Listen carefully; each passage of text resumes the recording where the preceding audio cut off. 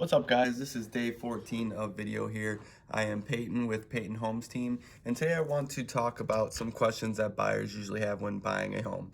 The first one we're going to talk about is buyers be like, how much home can I afford? They're like, oh, I have a pre-approval for 200,000. How much can I afford?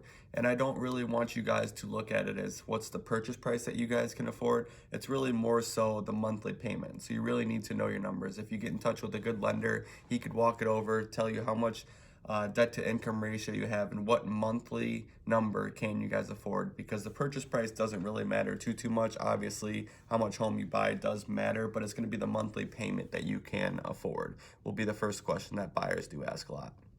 The next thing a lot of buyers ask is like, how many homes should I look at before I buy? Especially if you're a first-time home buyer, they'll be like, how many homes do I need to see before I make a decision?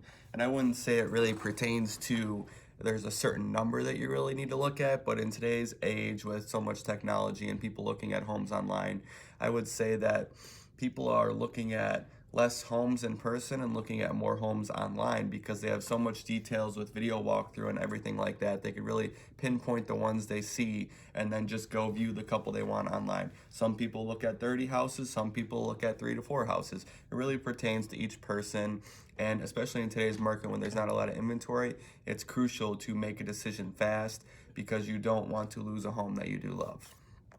Another question we usually get is, how much do you think the seller will take off the home? How much will they accept? Do you think they'll take this much?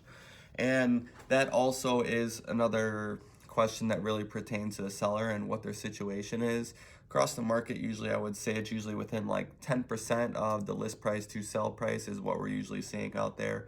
But also it does depend. Is the seller really motivated? Do they have another home under contract that they need to sell before getting another one? So it really pertains, but I'd say about 10% is usually in that range of what we see from list price to sell price. So all in all, to wrap up today's videos, find out how much monthly payment you guys could afford rather than the purchase price, although both are important.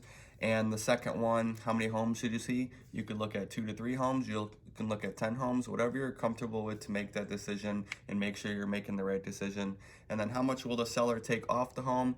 Usually within 10% is a good rule, what we're seeing in today's market, but everyone is different. So all they can say is no. So make an offer and see what happens. All right, guys, peace.